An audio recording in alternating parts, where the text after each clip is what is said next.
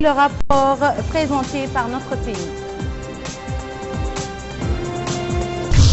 La ministre de l'Élevage supervise à Nouakchott la cérémonie de distribution des cartes professionnelles au profit de certains bouchers.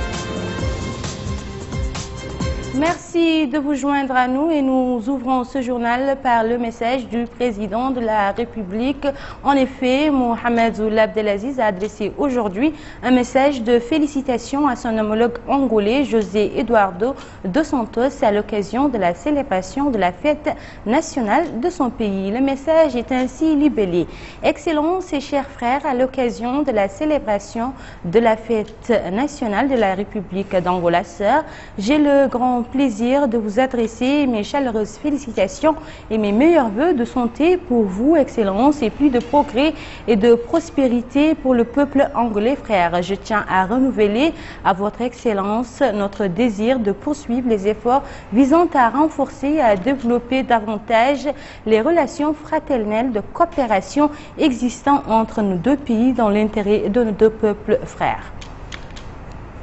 Le 4e sommet des pays arabes et d'Amérique latine a débuté aujourd'hui à Riyad en présence du président de la République, Mohamed Ould Abdelaziz. Ce sommet vise à renforcer la coopération dans les domaines politiques, économiques, culturels et sociaux entre les deux parties. Auparavant, les ministres des Affaires étrangères des pays participants au sommet avaient tenu une réunion préparatoire au cours de laquelle ils ont discuté des résultats des travaux de la rencontre entre les représentants permanents des pays arabes auprès de la Ligue arabe qui s'était déroulée au siège de la Ligue arabe au Caire.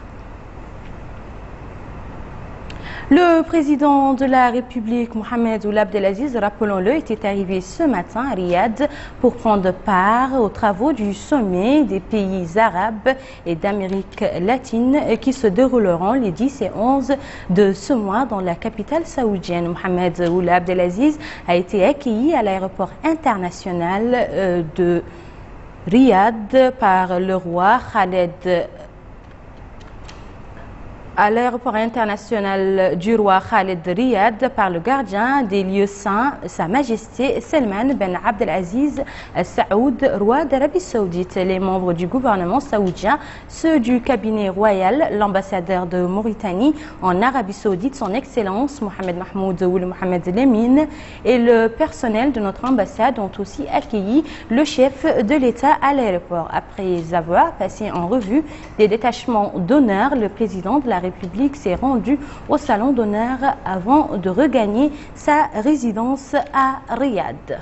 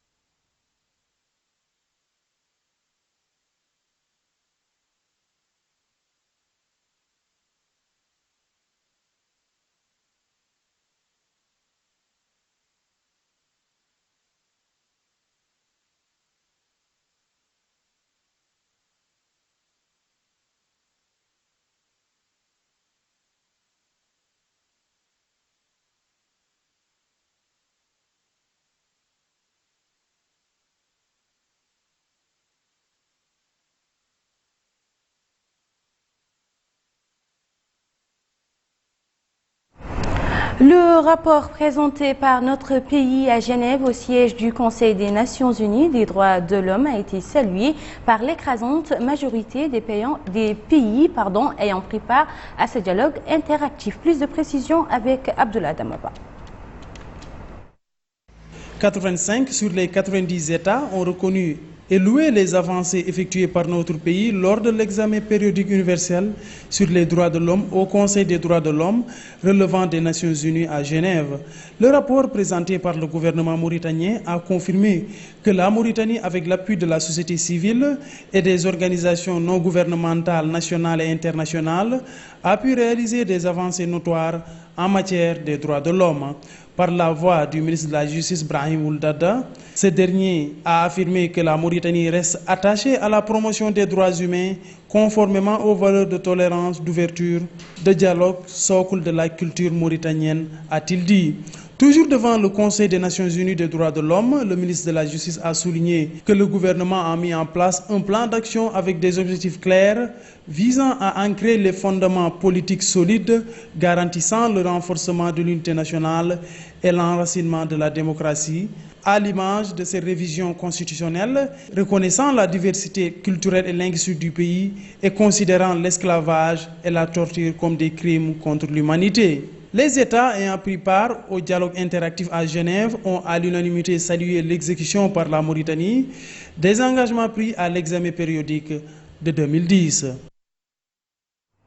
Il faut rappeler que notre pays a obtenu le soutien de 85 États sur un total de 90 États ayant pris part à l'examen périodique universel sur les droits de l'homme au Conseil des droits de l'homme relevant des Nations Unies à Genève. Et pour plus de précisions sur ce sujet, nous accueillons ce soir le ministre de la Justice Brahim Ould Daddah. Monsieur le ministre, bonsoir. Et merci d'avoir répondu à notre invitation. D'abord, il est important que le public soit édifié sur ce qu'est le rapport périodique universel, ainsi que ses objectifs et qu'est-ce qu'il représente pour notre pays. Voilà, je vous remercie. Je vais devoir vous définir l'acception de l'examen périodique universel, qui est connu également sous le vocable l'EPU en français et l'UPR en anglais. Et il s'agit d'un mécanisme d'évaluation. Donc c'est un mécanisme d'évaluation par les pairs des droits de l'homme dans un État, entrepris par le Conseil des droits de l'homme des Nations Unies à Genève. Voilà donc la définition de l'EPU. Ce mécanisme-là se présente comme étant un échange interactif entre les États examinateurs, le groupe d'États examinateurs, sous les auspices du Conseil de l'homme des Nations Unies, et l'État examiné répond sur l'évaluation de ses pratiques et de ses démarches et de ses évolutions dans le cadre des droits de l'homme. Le déroulement et les objectifs de la session de l'examen périodique universel en ce qui concerne la République islamique de Mauritanie s'est déroulé les 3 et 6 novembre à Genève. Et au cours de cette session, il a été engagé ce que l'on appelle et ce qui s'appelle dans le milieu un dialogue interactif où la République islamique de Mauritanie a été évaluée naturellement au sein du Conseil des droits de l'homme par le groupe de travail constitué, lui, par 90 États. 90 États, c'est pratiquement la moitié du monde entier. Et donc, à l'issue de l'évaluation, 200 recommandations ont été faites à la Mauritanie, ou formulées plus exactement. Sur ces 200 recommandations, 136 ont été appuyées, c'est-à-dire ont été acceptées. Pourquoi? Parce que tout simplement, ou elles ont été déjà réalisées, ou elles sont en état d'évolution définitive vers l'adoption. C'est déjà extraordinaire et ça montre comment donc le gouvernement mauritanien est orienté irréversiblement vers ce que l'on appelle l'amélioration, la consécration des droits de l'homme dans notre pays.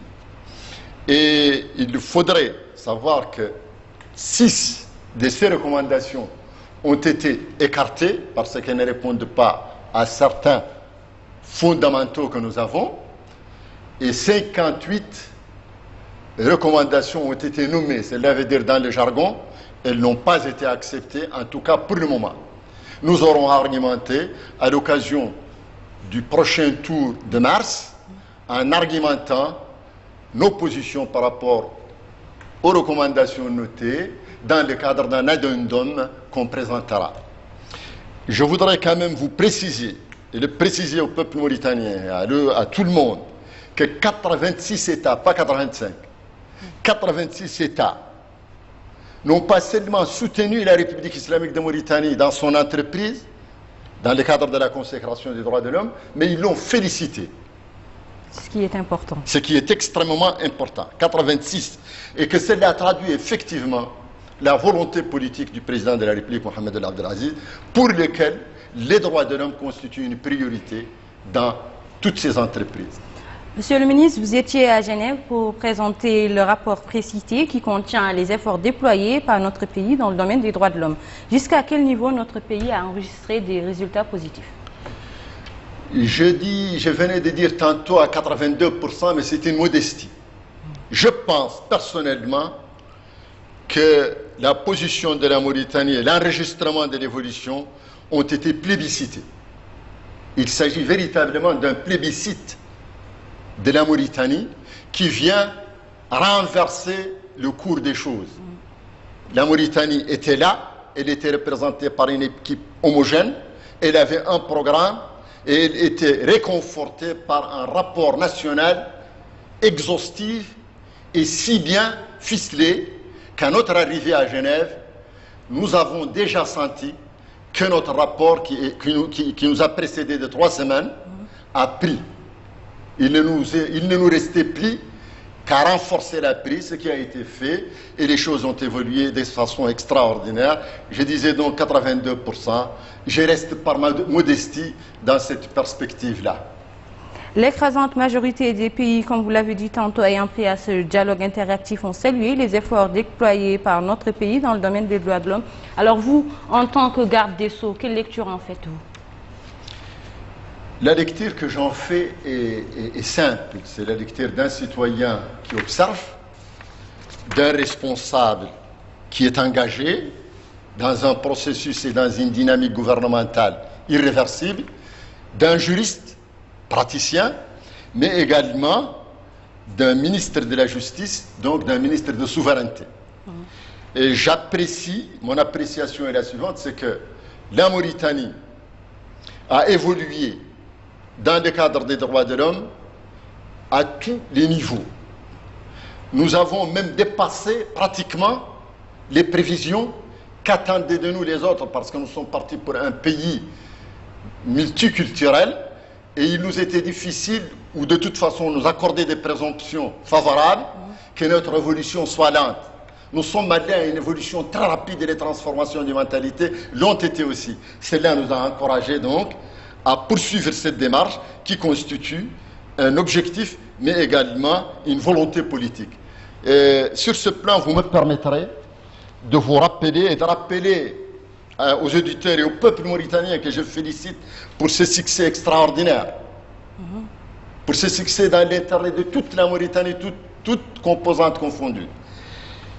Que donc, nous avons évolué dans toutes les thématiques aujourd'hui rentrant dans le cadre des droits de l'homme.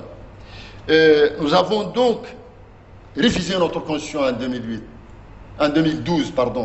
Nous y avons reconnu, ces dispositions sont telles de la diversité culturelle qui est une richesse, dans le cadre de l'amélioration de nos normatifs institutionnels. Nous avons protégé les droits de l'homme dans notre pays. Nous avons encouragé dans ces dispositions la diversité culturelle, linguistique. Et nous sommes arrivés à qualifier l'esclavage et la torture comme un crime contre l'humanité. On progresse du délit vers le crime. On remonte et on engage la double sanction.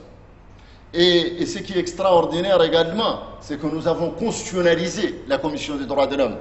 Elle est devenue de la catégorie A dans la Constitution et celle-là a des incidences extraordinaires par rapport à cette entité très importante.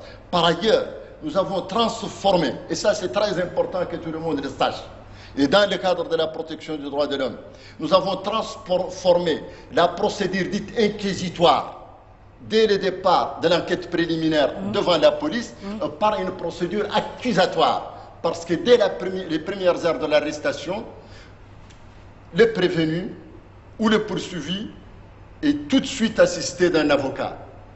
Et ceci également rentre dans d'autres perspectives que nous avons jetées, la lutte contre la torture, le mécanisme national contre la torture.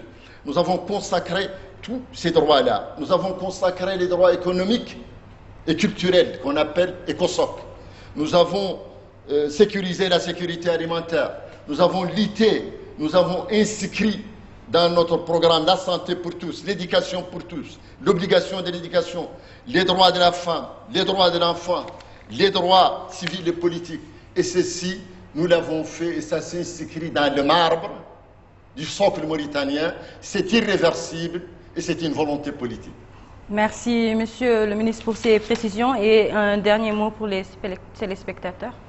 Pour les téléspectateurs et pour tous les Mauritaniens, pour l'ensemble du peuple mauritanien, je leur parle avec le cœur et je leur dis que ce qui est en train de se réaliser est une véritable révolution en Mauritanie et que l'objectif visé est celui de mettre l'homme dans des conditions qui lui permettent de produire. Et il ne peut produire que quand il est libre. Et il ne peut produire que quand il se sent protégé. Et que l'orientation politique, aujourd'hui, et la volonté politique, tend à mettre les citoyens mauritaniens dans des conditions qui lui permettent de participer, mais de participer positivement à la construction de cette patrie qui nous est chère tous. Nous sommes peu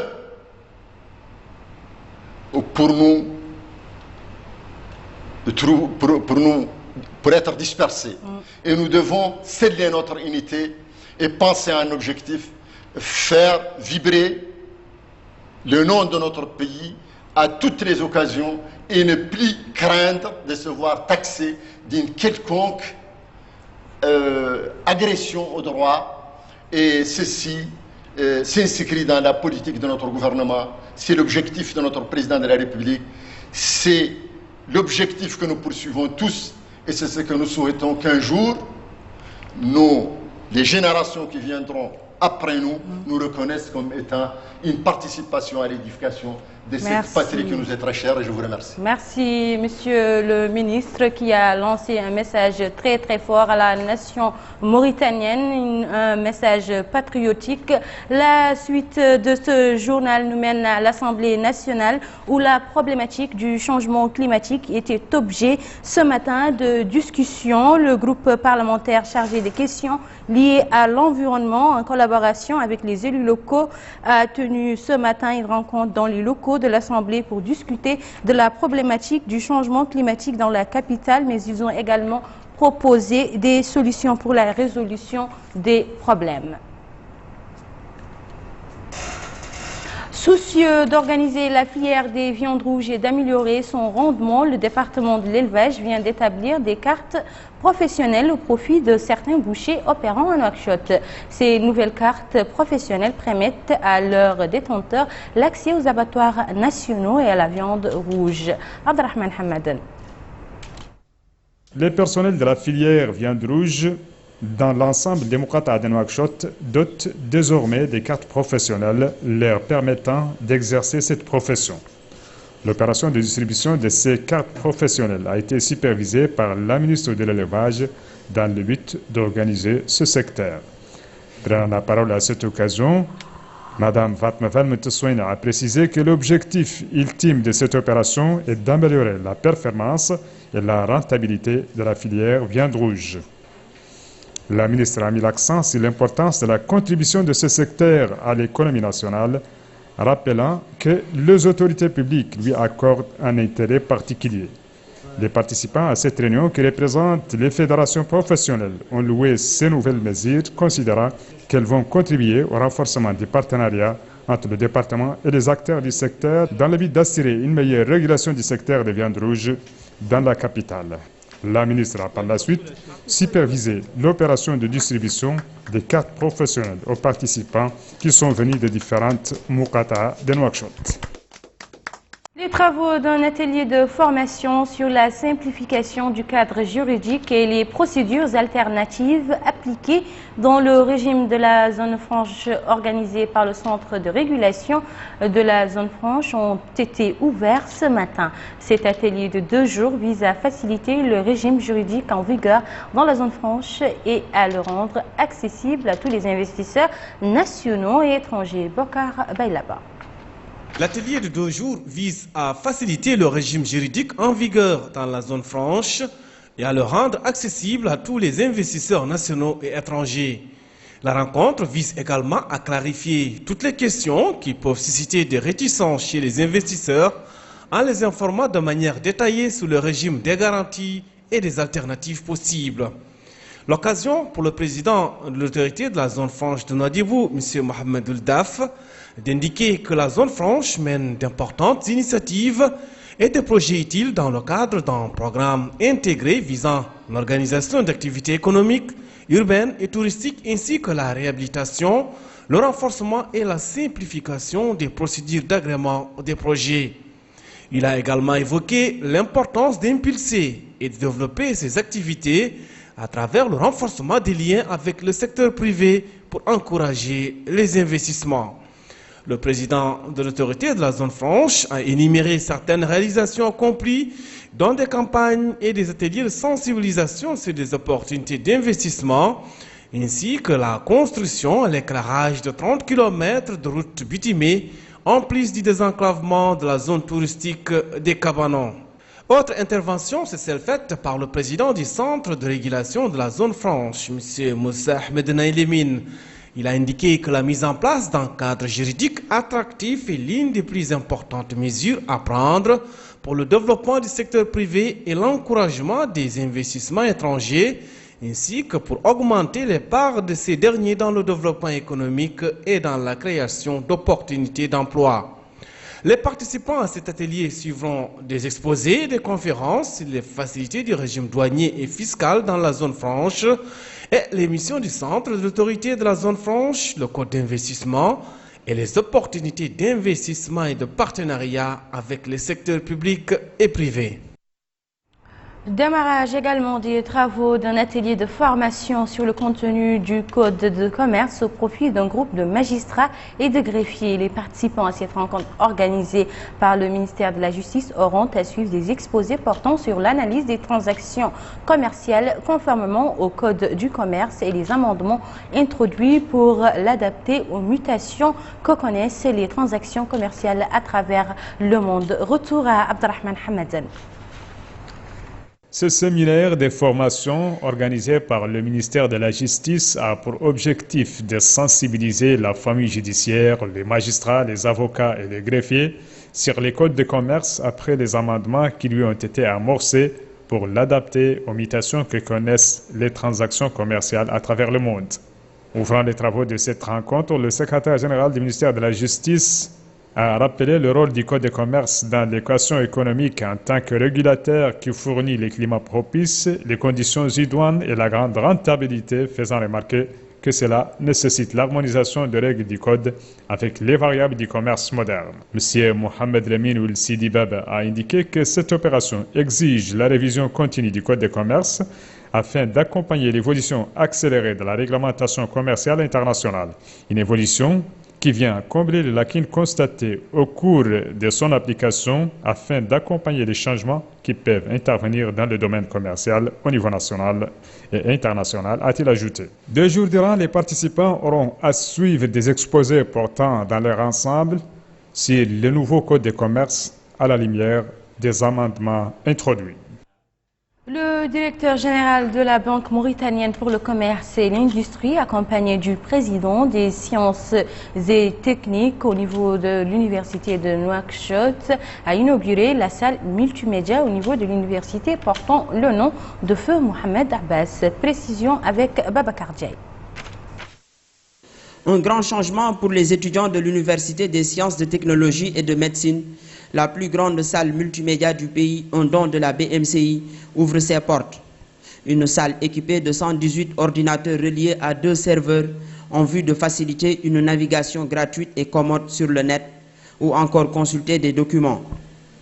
Bon, ça nous facilite l'accès des recherches. On avait des difficultés. Bon, parfois on n'a pas assez d'argent pour faire des recherches. Mais maintenant, alhamdoulilah, ça nous permet de faciliter la recherche. Ici à la faculté, on a besoin des enceintes comme celle-ci, des salles bien climatisées et informatisées pour que les étudiants en des temps libres puissent venir se documenter et faire des recherches sur les ordinateurs. C'est une bonne chose qui contribue au développement du secteur de l'éducation. Cette salle multimédia est le fruit d'un partenariat entre l'Université des sciences de technologie et de médecine et la Banque mauritanienne pour le commerce international. C'est une action extrêmement importante pour nous. Cette salle porte le nom de feu le regretté Sidi Mohamed Ould Abbas. C'est une action extrêmement importante. La BMCI va mettre à notre disposition un certain nombre d'abonnements à des revues scientifiques, surtout pour la recherche scientifique, pour nos enseignants-chercheurs. Dans cette salle multimédia, tout est pensé pour les étudiants, un équipement au service de la qualité de l'enseignement supérieur. Et nous ouvrons la page internationale avec la Palestine, où le mouvement islamiste Hamas a remis aujourd'hui la maison du défunt leader palestinien Yasser Arafat à Gaza, ainsi que des effets personnels à l'organisation de libération de la Palestine dans un geste présenté comme un pas vers l'unité palestinienne. Cette maison qui jouxte le port de pêche de Gaza est celle où Yasser Arafat s'était installé avec sa famille à son retour dans les territoires palestiniens en 1994. Après des années d'exil, il était alors le président de l'autorité palestinienne à cette époque basée à Gaza. Plus de 43 ans après les faits, l'enquête sur la tuerie du Bloody Sunday, sombre épisode des violences interconfessionnelles qui ont déchiré la province britannique d'Irlande du Nord pendant 3 décennies, a abouti mardi à l'arrestation d'un ancien soldat de Sa Majesté. Le Premier ministre britannique David Cameron a présenté dans la foulée des excuses décrivant l'action de l'armée comme injustifiable et ouvrant la voie au Parlement de paiement du dommage et intérêt. Voilà, mesdames et messieurs, c'était tout pour cette édition. Le rappel des titres.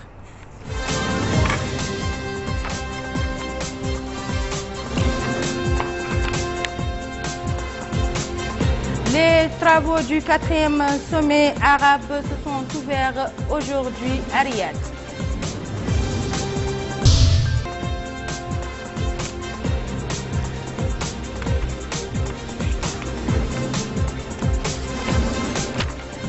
Les pays ayant pris part au dialogue interactif du Conseil des Nations Unies à Genève ont à l'unanimité approuvé le rapport présenté par notre pays. La ministre de l'Élevage supervise à Nouakchott la cérémonie de distribution de cartes professionnelles au profit de certains bouchers. Où que vous soyez, c'était un réel plaisir de partager avec vous ces moments d'information. Le JTF revient demain soir à la même heure. D'ici là, passez d'agréables moments en compagnie de nos programmes.